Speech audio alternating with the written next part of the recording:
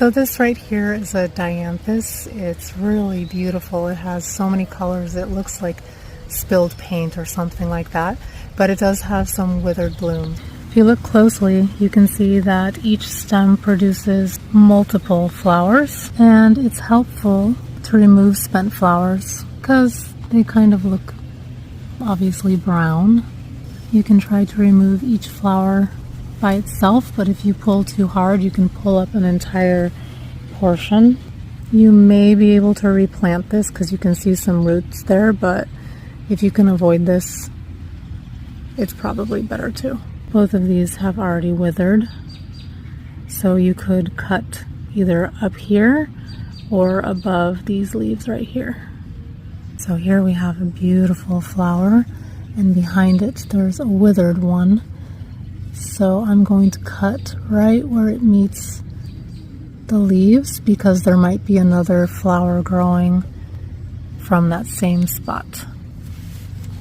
If you look very, very closely, you can see that there might be something already growing in right there on the left of the stem I just cut. Here's a seed pod that's developing already. And at the end of the growing season, you can let these go to seed and then hope that they spread. It looks like there's another stem growing right there maybe. I can't tell with my eyes. That might just be a piece of the seed pod. So I'm just going to cut above the next set of leaves actually. There.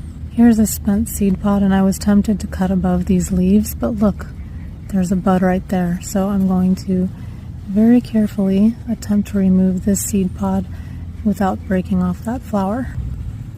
There we go. A set of very sharp pruners would be helpful for that. If you do decide to cut all the way up here, you have this little stem to look at, but you really, I mean, you can't see it, but if you don't like that, you can cut lower. Whoops. Dianthus is like a ground cover. It spreads. You can see it's already trying to spread right here. Here's an example of one flower blooming and another seed pod coming from the same section. So of course I'm going to leave the one flower blooming and just cut away the seed pod. Another example of a faded flower and a new one growing in right there.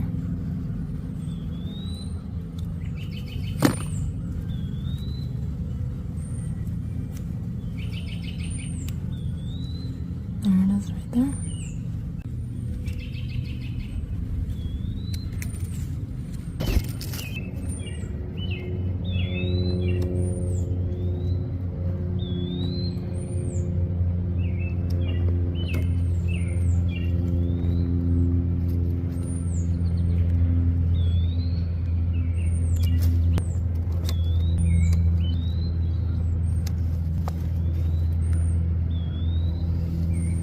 Not the prettiest smell,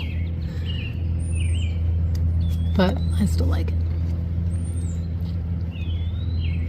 These two are spent, can you tell? I'm just gonna go above the lower set of leaves for that one.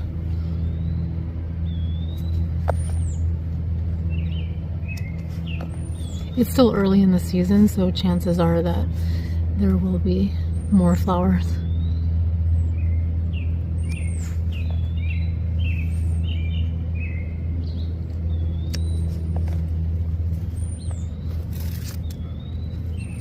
Pulling out any other debris from plants and things.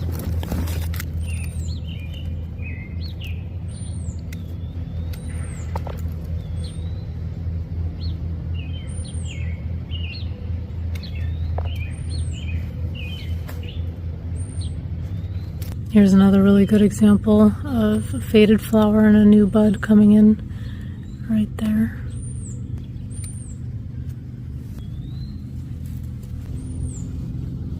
Much prettier. Just look at these colors.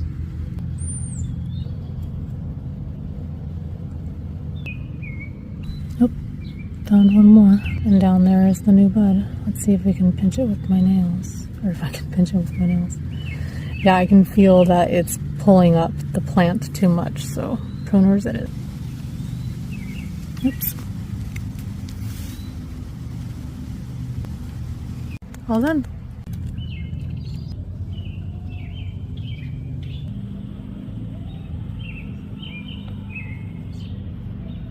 One of the things I really like about the dianthus is often they have like these super bright colors or like pastel-y colors, and the grassy clump is like a bluish green, and I just love that contrast